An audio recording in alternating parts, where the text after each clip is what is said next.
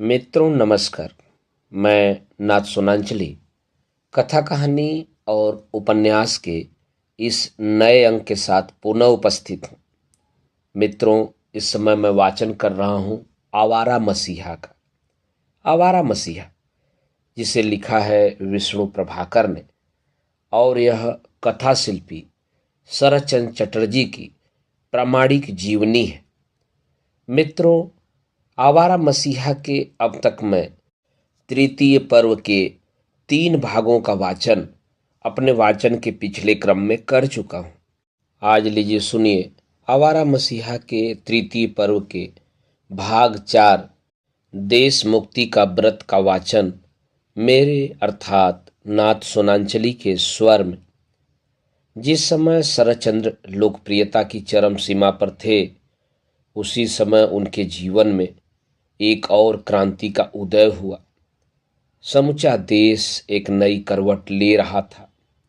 राजनीतिक क्षितिज पर तेजी के साथ नई परिस्थितियां पैदा हो रही थीं। ब्रिटिश काउन के प्रति वफादारी की प्रतिज्ञा लेने वाली कांग्रेस ने केचुल उतार फेंकी थी, क्योंकि प्रथम महायुद्ध के समाप्त हो जाने पर भारत के हार्दिक सहयोग के बदले में उसी क्राउन ने उसे रौलट एक्ट प्रदान किया था। दक्षिण अफ्रीका में रंगभेद के विरुद्ध संघर्ष करने वाले महात्मा गांधी ने घोषणा की, यदि रौलट कमीशन की सिफारिश को बिल का रूप दिया गया तो मैं सत्याग्रह आरंभ कर दूंगा। उन्होंने देश का दौरा किया। उस समय उनके कार्यक्रम का जैसा अभूतपूर्व स्वागत हुआ, वैसा शायद फिर कभी नहीं हो सका। सभी ने बड़े उत्साह के साथ उस आंदोलन में भाग लिया। अप्रैल 1919 में पंजाब में ऐसी अमानुषिक घटनाएं घटीं कि सारा देश कांप उठा। 13 अप्रैल को बैसाखी के दिन अमृतसर के जलियांवाला बाग में एक सभा आयोजित की गई थी। 20,000 स्त्री पुरुष अपने नेता का भाषण सुन रहे थे कि एक बड़ी सेना लेकर जनरल डायर ने उन्हें घेर लिया।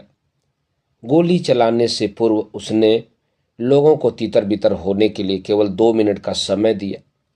जाने के लिए मार्ग था केवल एक सकरा सा दरवाजा। भागना चाहने पर भी वे भाग नहीं सके। सैकड़ों व्यक्ति उसी क्षण मारे गए, हजारों घायल हुए। उनकी सहायता करने के सारे प्रयत्न विफल कर दिए गए। इस घटना ने देश के आत्माभिमान पर चोट की। विषधर भुजंग की भांति वह तड़प कर पागल हो उठा। बड़े बड़े सरकार परस्त भी उस दिन विद्रोही हो गए। रविन्द्रनाथ ठाकुर इतने विचलित हुए कि उन्होंने सर की उपाधि लौटा दी। शरतचंद्र इस बात से बहुत प्रसन्न हुए। पंजाब के इंग्लिश दैनिक ट्रिब्यून के संपादक श्री अमल होम को एक पत्र में उन्होंने लिखा, भारती के अड्डे पर उस दिन सुना कि तुम भी खूब विपत्ति में पड़े। अंग्रेजों की हिंसक मूर्ति बहुत पास से अच्छी तरह देखी। यह कम लाभ नहीं है। हमारा मुंह काटने के लिए यह आवश्यक था। हमें यह समझ लेना है कि वे कितने निष्ठुर और पशु हो सकते हैं। यह बात इतिहास के पन्नों से एक दिन हमने समझी थी, इस बार प्रत्यक्ष अनुभव किया। एक और लाभ हुआ कि देश की वेदना के बीच में हमने रविंद्रनाथ को नए रूप में पाया। इस बार अकेले उन्होंने ही हमारे आत्माभिमान की रक्षा की। CR दास ने एक दिन मुझसे कहा था कि बाबू, रवि ने जब नाइटहुड स्वीकार किया था तब से वे रोए थे। अब उनसे मिलने पर पूछूंगा कि क्या आज हमारी छाती 10 हाथ फूल गई है या नहीं। देश बंधु चित्तरंजन दास स्वयं मन प्राण से इस आंदोलन में कूद पड़े थे। राष्ट्रीय कांग्रेस के अमृतसर अधिवेशन में उन्होंने सक्रिय भाग लिया। शरत बाबू का देशबंधु के साथ अत्यंत स्नेह था, इसलिए वे भी बड़ी तेजी के साथ उस ओर खींच आए। जलियांवाला बाग हत्याकांड के प्रतिरोध में हावड़ा में जो विशाल सभा हुई, उसमें उन्होंने प्रत्यक्ष भाग लिया और इस प्रकार देशबंधु दास के साथ उनका जो संपर्क था उसे निरा साहित्यिक ही नहीं रहने दिया। शरदचंद्र का राजनीतिक झुकाव सदा गर्म दल की ओर रहा। लोकमान्य के प्रति उनकी सच्ची श्रद्धा थी। हरी लक्ष्मी में मझली बहू शर्माते हुए कहती है, तिलक महाराज की तस्वीर देख देख कर बनने की कोशिश की थी जीजी, पर कुछ नहीं बनी। यह कहते हुए उसने उंगली उठाकर सामने की दीवार पर टंगे हुए भारत के कौस्तुभ लोकमान्य तिलक का चित्र दिखा दिया। उन्हीं तिलक का जब 31 जुलाई की आधी रात के बाद देहावसान हो गया, तब व्याकुल मन शरदचंद्र ने लिखा, तिलक केवल हमारे भाई ही नहीं थे, बंधु ही नहीं थे, नेता ही नहीं थे, वे हम 22 करोड़ के मलिन ललाट के शुभ्र गौरवमय तिलक थे। वही तिलक आज मिट गया है, हम अनाथ हो गए हैं। बंगाल प्रारंभ में गांधी जी के साथ पूरी तरह सहमत नहीं था। देशबंधु असहयोग कार्यक्रम के विरुद्ध थे, लेकिन फिर भी कलकत्ता में होने वाले कांग्रेस के विशेष अधिवेशन में, जिसके सभापति पंजाब के श्री लाला लाजपत राय थे, गांधी जी का प्रस्ताव पास हो गया। यह बात है 4 सितंबर से 9 सितंबर 1920 ईस्वी। उस समय वातावरण ही ऐसा था। भारत सरकार ने हंटर कमेटी की रिपोर्ट के बहुसंख्यक पक्ष की बात ग्रहण कर ली थी।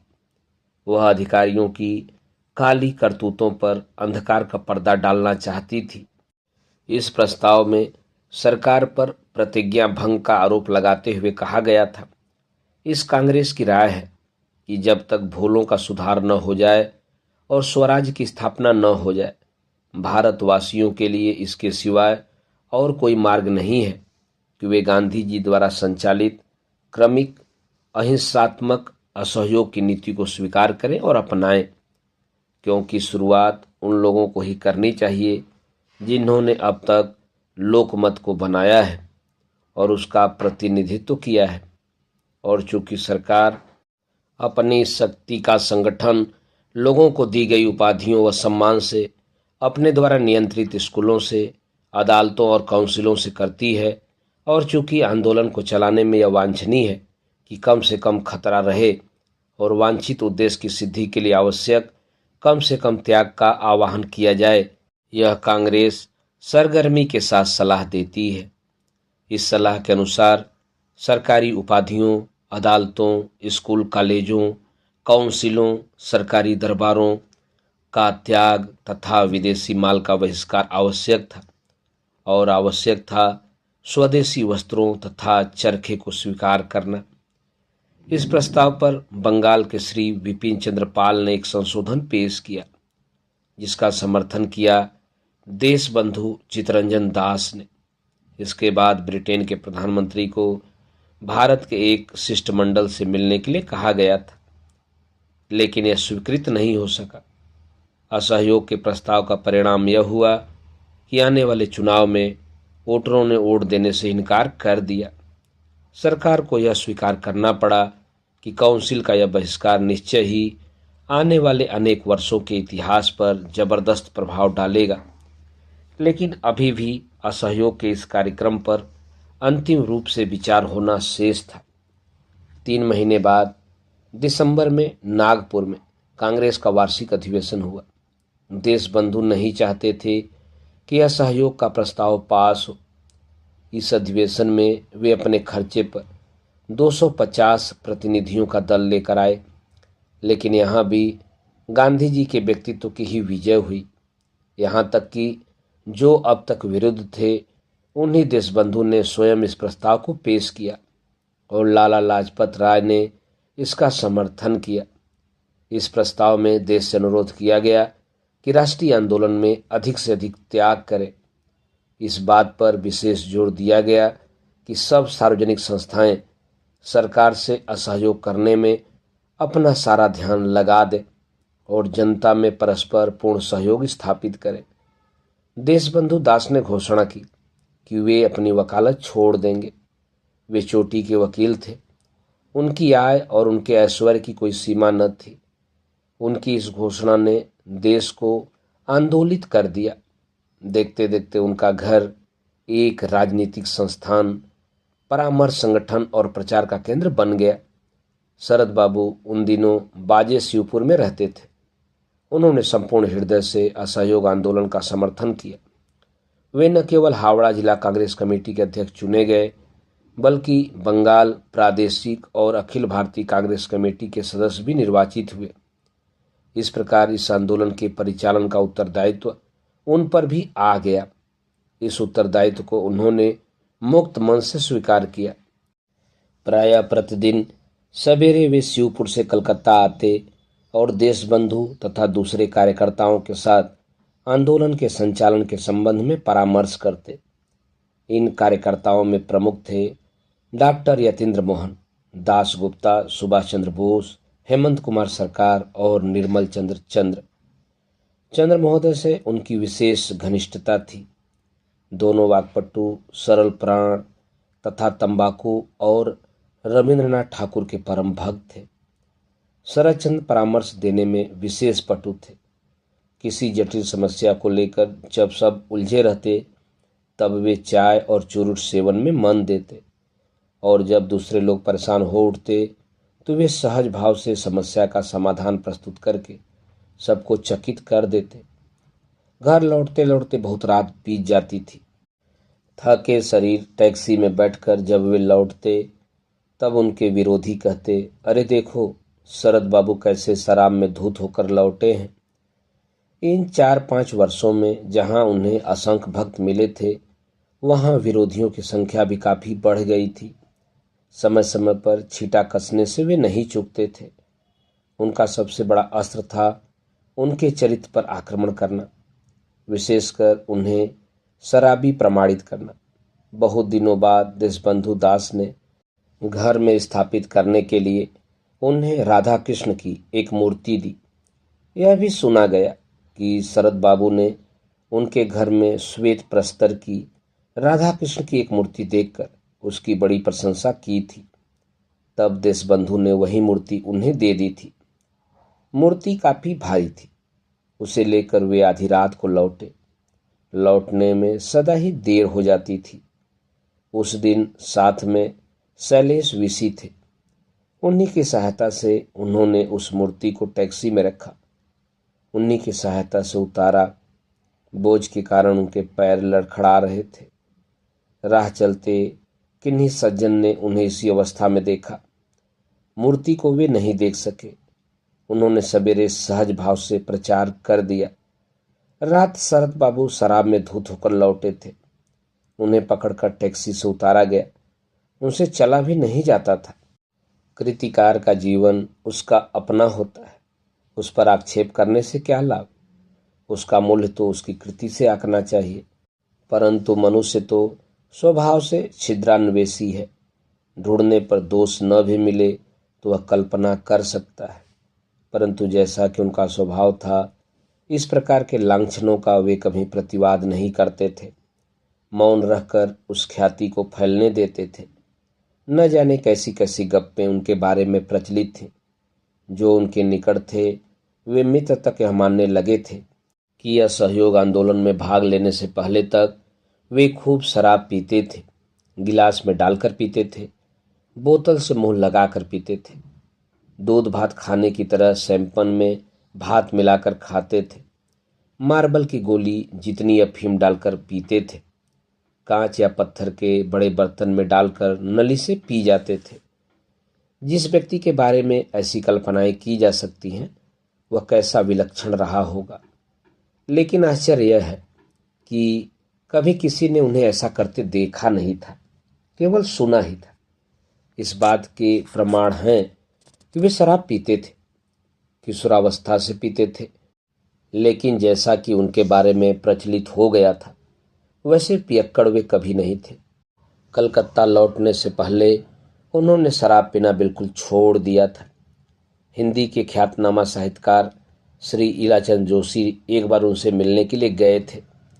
बातों ही बातों में उन्होंने पूछा था, क्या आपने जीवन में कभी शराब का अनुभव किया है? कई बार। क्या कभी आप उस हद तक शराब में डूबे हैं जिस हद तक आपका देवदास डूबा रहता था? वे मुस्काए और बोले, जीवन में मैंने छोटी मोटी भूलें अवश्य की हैं, परंतु अपनी मूर्खता को मैं उस सीमा तक कभी नहीं खींच ले गया। शराब को मैंने कभी नशे के रूप में ग्रहण नहीं किया, बराबर दवा के रूप में ही ग्रहण किया। किसी शारीरिक रोग की दवा के रूप में नहीं, बल्कि अपने स्वभाव की एक कमी की पूर्ति के लिए। मैं स्वभाव से अंतर्मुखी हूँ और बुद्धि से सामाजिक जीवन को पूर्णतया अपनाने पर भी व्यवहारिक रूप से समाज और समूह से भागना चाहता हूँ। समाज के बीच में बड़े असंतोष का अनुभव करने लगता हूँ। इसीलिए कभी कभी दवा की मात्रा में थोड़ी सी मदिरा पी लेता हूँ और तब मैं समाज में सामाजिक प्राणियों की तरह ही रहने लगता हूँ और उसके साथ सहज भाव से हेलमेल बढ़ा सकने में समर्थ होता हूँ। इधर तो मैंने 2-3 महीने से एक बूंद भी नहीं पी है। क्या कभी ऐसा भी अवसर आया है कि आप अपनी किसी रचना, कहानी या उपन्यास को जल्दी पूरा करना चाहते हो, पर लिखने की प्रेरणा न मिल रही हो और उस हालत में आप शराब पीकर कृत्रिम उपाय से प्रेरणा प्राप्त करने के लिए लिखने बैठे हो? कभी नहीं। पी लेने के बाद मुझे लिखने की प्रेरणा कभी नहीं मिलती। उस हालत में केवल मैं अनुभव करता हूँ और जब कोई महत्वपूर्ण भाव या विचार उस हालत में मेरे मन में उठने लगता है, तब पास में कागज कलम होने पर उसे नोट अवश्य कर लेता हूँ। फिर भी अफवाहों का कोई अंत नहीं था। यहाँ तक प्रचलित हो गया था कि वे गुरुदेव रविन्द्रनाथ ठाकुर के सामने भी पीते हैं और वेश्या के साथ गाते बजाते हैं। एक अनोखी अफवाह यह थी कि उनके पास पंचरत्नी है, अर्थात चांदी की एक गुडगुडी, उस पर चांदी की एक चिलम, चिलम में 4 खाने, एक में गांजा, दूसरे में भांग, तीसरे में अफीम, चौथे में तंबाकू और स्वयं गुड़गुड़ी में शराब भरी रहती है। ऐसी सब अफवाहों का स्रोत स्वयं उनके अपने पास ही था। खूब शराब पीने के बाद भी स्वयं उन्होंने ही अनेक बार अनेक व्यक्तियों से बड़ी गंभीरता के साथ कही है, या उनके मित्रों ने उनके मुंह से ही कहलवाई है। उनकी मौज की कल्पनाओं का कोई अंत नहीं था।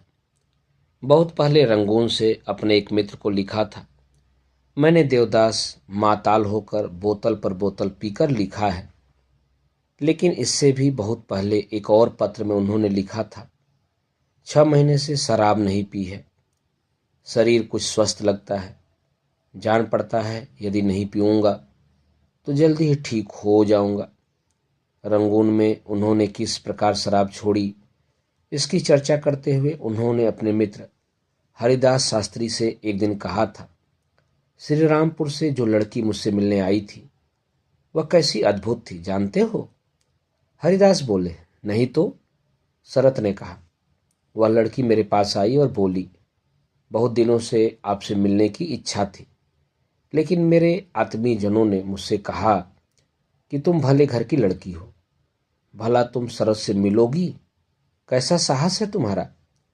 यह सब बताकर उसने पूछा, क्या आप सचमुच ऐसे हैं कि आपसे कोई युवती नहीं मिल सकती?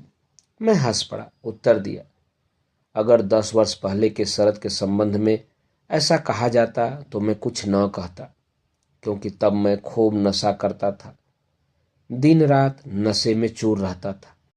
लेकिन तब भी मैं कह सकता हूँ कि मैंने कभी किसी नारी का अपमान नहीं किया, और अब तो मैं तुम्हारा बड़ा भाई हूँ, निडर होकर तुम मेरे पास आ सकती हो। शास्त्री जी ने पूछा, खूब शराब पीते थे? शरद बोले, हाँ भाई, पीता था, किंतु एक दिन छोड़ दी। कैसे छोड़ दी? अच्छा बताता हूँ। एक और चटर्जी थे, एक बर्मी बंधु थे, हम तीनों एक साथ शराब पीते थे। अचानक वे बर्मी बंधु बीमार हो गए। डॉक्टर ने उन्हें शराब पीने से मना कर दिया। छुट्टी लेकर वे अपना इलाज भी कराने लगे।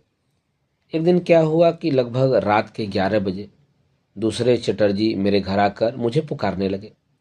पूछने पर उन्होंने बताया कि दुकानें बंद हो गई हैं और उन्हें प्यास लगी है, कुछ शराब चाहिए। लेकिन मेरे पास जितनी थी उससे उनकी प्यास नहीं बुझी। बोले, चलो उन बर्मी बंधु के घर चले। मैं राजी नहीं हुआ, लेकिन वह क्यों मानने लगे थे। मुझे उनके साथ जाना ही पड़ा। रात का 1 बज चुका था। बहुत आवाज देने पर बंधु की पत्नी खिड़की से झांकी, बोली, मेरे स्वामी बीमार हैं, कृपा करके आप लोग चले जाएं। लेकिन तब तक हमारी पुकार सुनकर वह बंधु भी जाग पड़े थे। उन्होंने अपनी पत्नी से अनुरोध किया, दरवाजा खोल दो, हमारे घर में एक बोतल है, उसकी हमें क्या जरूरत, मैं तो अब शराब पीता ही नहीं हूं। मैं होश में था। उस समय भी मैंने वापस लौट चलने का अनुरोध किया, लेकिन चटर्जी नहीं माने। अंदर जाकर हम लोग एक छोटी सी मेज के पास बैठ गए। बर्मी बंधु की पत्नी भी पहरा देने के लिए वहीं बैठी हुई थी, परंतु दिन भर के परिश्रम से थकी होने के कारण वे शीघ्र ही उघने लगी। यह देखकर चटर्जी ने बर्मी बंधु से भी शराब पीने का इशारा किया, लेकिन पत्नी की ओर देखकर उन्होंने इनकार कर दिया। फिर धीरे धीरे पत्नी को सचमुच नींद आ गई। चटर्जी ने फिर अनुरोध किया। बर्मी बंधु इस बार नहीं मना कर सके। एक बार, दो बार और तीसरी बार पीते समय पात्र उनके हाथ से गिर पड़ा। ऐसा भयानक शब्द करते हुए वे खुद भी गिर पड़े। यह शब्द सुनकर उनके स्त्री पुरुष सब जाग उठे और तब उस बंधु की छाती पर लोट लोट कर उन्होंने जो चित्कार किया, उसे सुनकर हमारा नशा न जाने कहाँ चला गया। रात भर थाना पुलिस हुआ और फिर अगले दिन बंधु का अंतिम संस्कार किया गया। वहां से लौटकर प्रतिज्ञा की कि अब शराब नहीं पीऊंगा। चटर्जी ने भी प्रतिज्ञा की, लेकिन वे उसकी रक्षा न कर सके। तो हरिदास, एक भला आदमी, स्त्री पुरुष को लेकर सुख से सो रहा था। रात के 1 बजे 2 आदमी उसके घर में घुसे और उसे मार डाला। ऐसा भयानक कर्म होने पर भी शराबी को ज्ञान नहीं होगा तो कब होगा। उन्होंने श्री इलाचंद जोशी से जो कुछ कहा वह इस वर्णन से राई रत्ती मेल नहीं खाता, लेकिन फिर भी अपने अपने स्थान पर दोनों वक्तव्यों में काफी सत्यता है। उनका सारा जीवन विरोधाभासों से पूर्ण रहा है और उनके बीच में से उस सत्य को खोज निकालना भी उतना ही कठिन रहा है। लेकिन उनके ये तथाकथित वक्तव्य सही हो या न हो, यह निश्चय ही सही है। उन्होंने शराब पीना छोड़ने का कई बार प्रयत्न किया और भारत लौटने पर उन्होंने पीने के लिए शराब कभी नहीं पी। वे केवल कभी कभी स्नायु तंतुओं को उत्तेजित करने के लिए दवा के रूप में वे एकाध पेग ले लेते थे, ताकि अंतर के हीन भाव को पराजित करके समाज में एक स्वस्थ सामाजिक प्राणी की तरह रह सके। कृतिकार अपनी कृतियों में किसी न किसी रूप में अपने को और अपनी भावनाओं को चित्रित करता ही है। उनकी रचनाओं के अनेक पात्र शराबी हैं, लेकिन उनमें केवल देवदास ही ऐसा व्यक्ति है जिसे पीने से सचमुच प्रेम है। वह प्रेम के क्षेत्र में निराश हो चुका है। उस निराशा को भूलने के प्रयत्न में ही वह पीता है। शायद इसी तरह एक दिन शरद बाबू ने भी पीना शुरू किया था। देवदास लिखते समय उनकी आयु 17 वर्ष की थी। प्रेम में पड़ने की इससे अच्छी आयु और कुछ नहीं हो सकती। चारों ओर से उपेक्षित, अपमानित होकर शराब की शरण लेना बहुत अच्छा लगता है। देवदास यही करता है, लेकिन बाद की रचनाओं में ऐसा नहीं है। चरित्रहीन का सतीश पीता अवश्य है, पर प्रयत्न उसका बराबर छेड़ने की दिशा में ही चलता है। एक दिन सावित्री के सामने शराब न पीने की कसम खाकर वह मुक्त हो जाता है। देना पावना का शराबी जमींदार जीवानंद भी एक दिन भरा हुआ शराब का प्याला लौटा देता है और अपनी इच्छा से मदिरा के स्थान पर चाय पीकर घर से निकलता है। पथेर दाबी का कवि शशि भी नवतारा और डॉक्टरों के कहने पर शराब न पीने की प्रतिज्ञा करता है, लेकिन शराब को बुरा मानकर भी कवि और गूढ़ी व्यक्तियों को शराब पीने की छूट देने के लिए वह सहमत थे। पथेर दाबी का डॉक्टर मानो शरद के स्वर में कहता है, इसके सिवा वे ठहरे कवि और गूढ़ी आदमी। उन लोगों की जाति ही अलग है। उनकी भलाई बुराई ठीक हम लोगों से नहीं मिलती, मगर इसके मायने यह नहीं है कि दुनिया की भलाई बुराई के बने हुए कामों में उन्हें माफी दे देते। उनके गुणों का फल तो हम सब मिलकर भोगते हैं, पर दोषों को वे सदा अकेले ही भोगते हैं। शरद बाबू इसी अलग जाति के थे। वे मन प्राण से इस आंदोलन में आए थे। उनका यह आना कई कारणों से बहुत ही महत्वपूर्ण है। वे साहित्यकार थे और साहित्यकार प्रायः राजनीति के दलदल से दूर रहता है, परंतु वे मानते थे कि भारत की स्वतंत्रता के लिए जो आंदोलन गांधी जी ने चलाया है वह केवल शुष्क राजनीति ही नहीं है, देश की मुक्ति का व्रत है। जो देश की दासता को सह सकता है वह साहित्यिक नहीं है। उनके साहित्य में देश और मनुष्य का यही प्रेम परिष्कृत हुआ है। उसी देश और मनुष्य के प्रेम के कारण वह असहयोग आंदोलन से अलग नहीं रह सके। साहित्यिक मित्रों ने उनसे कहा, आप तो साहित्यिक हैं, आपका काम साहित्य चर्चा है, राजनीति नहीं। शरत ने उत्तर दिया, यह आपकी भूल है। राजनीति में योग देना देशवासियों का कर्तव्य है। विशेषकर हमारे देश में यह राजनीतिक आंदोलन देश की मुक्ति का आंदोलन है। इस आंदोलन में साहित्यकारों को सबसे आगे बढ़कर योग देना चाहिए। लोकमत जागृत करने का गुरुभार संसार के सभी देशों में साहित्यकारों के ऊपर रहा है। युग युग में उन्होंने ही तो मनुष्य के मन में मुक्ति की आकांक्षा जगाई है।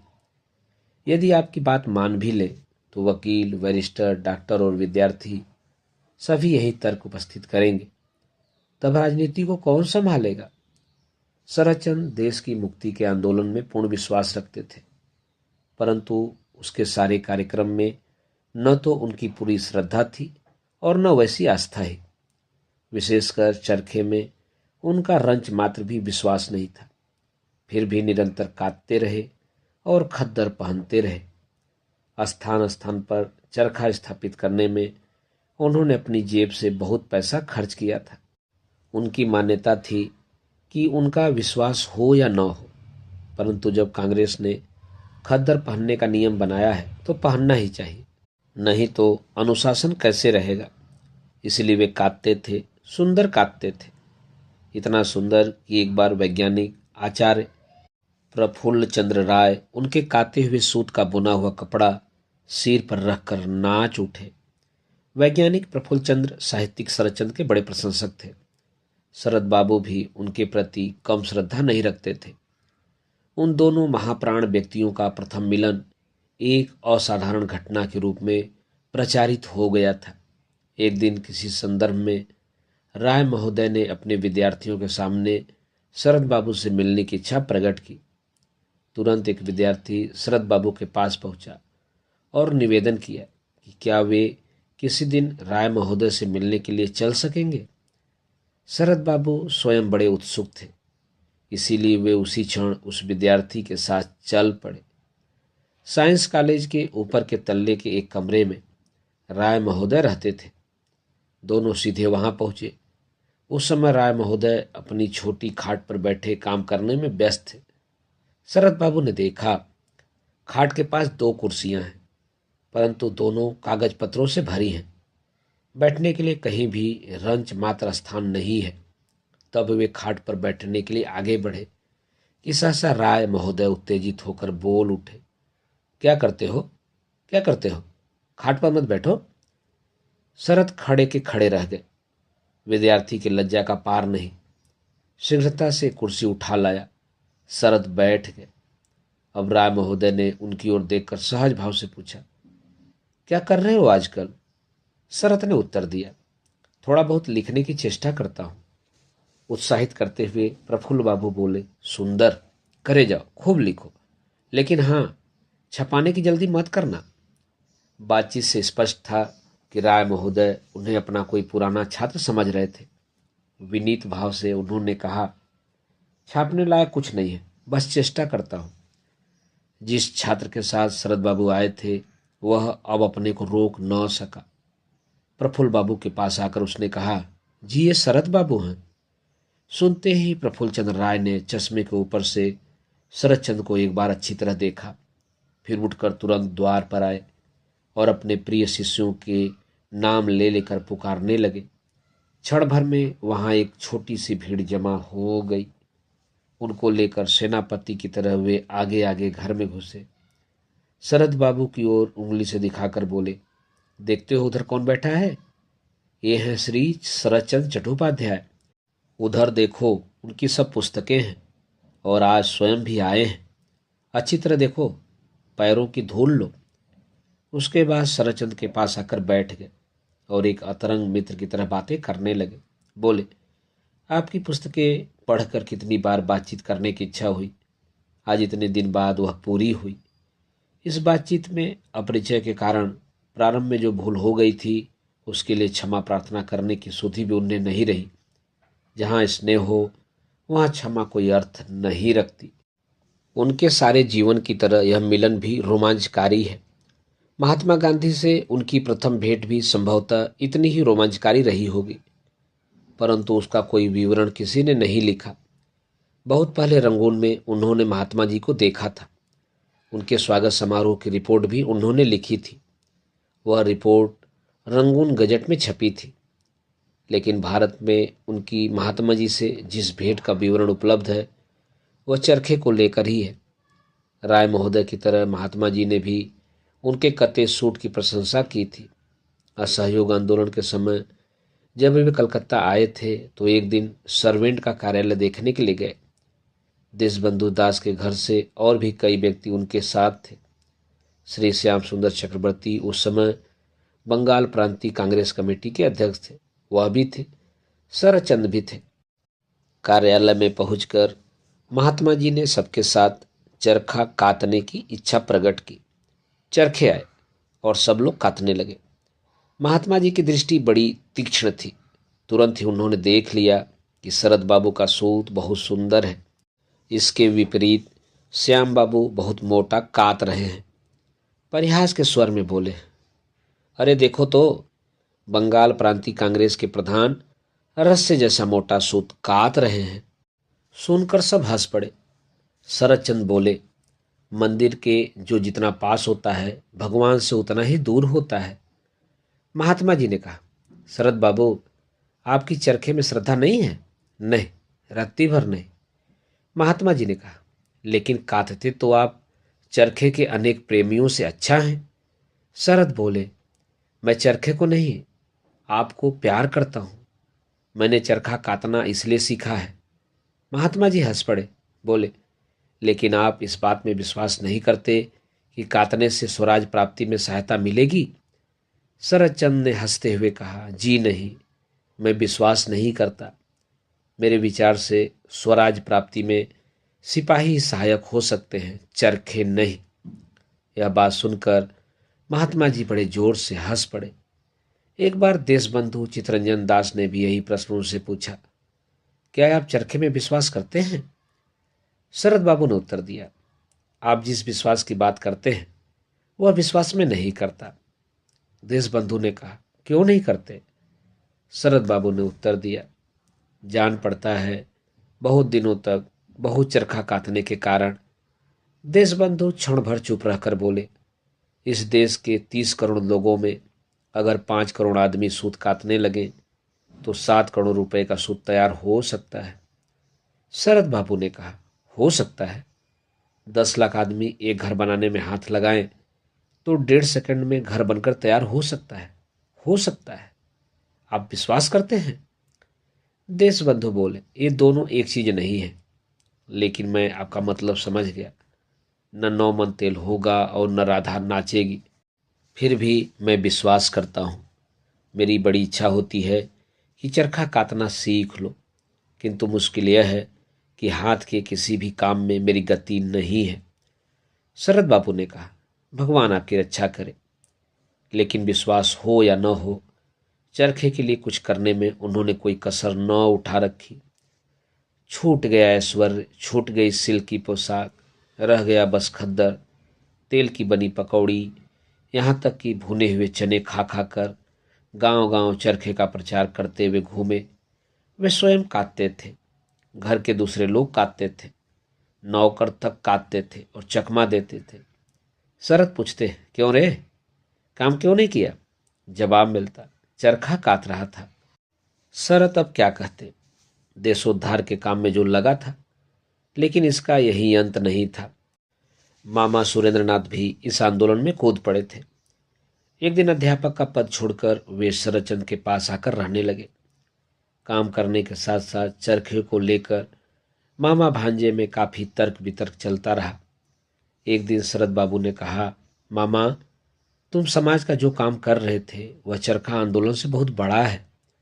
मैं साहित्य रचना करता हूँ, वह चरखे से निश्चय ही बड़ा काम है। यदि मैं सब काम छोड़कर चरखा चलाता रहूं तो क्या देश का लाभ होगा? सुरेंद्रनाथ ने उत्तर दिया, बहुत हानि होगी। तब सुरेंद्रनाथ ने कहा, लेकिन मैं यदि छुट्टी के दिन चरखा चलाता हूं तो इसमें क्या अन्याय की बात है? यदि सरकार कहती है कि चरखा चलाना न्याय है और जो चरखा चलाएगा उसे जेल भेज दिया जाएगा, तब मैं अवश्य चरखा चलाऊंगा और जेल जाऊंगा। मेरे देश की दादी नानी हमेशा से चरखा चलाती आई हैं, इसमें क्या दोष है?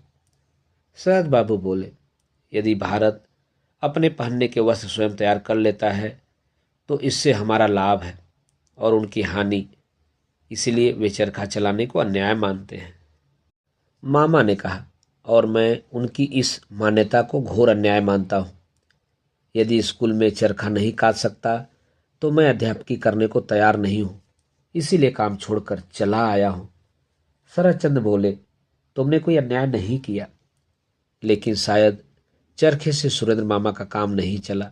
एक दिन बोले, शरद, केवल चरखे से काम नहीं चलेगा, करघा भी बैठाना होगा। शरद तुरंत तैयार हो गए। भागलपुर में 5-7 करघे बैठाए गए।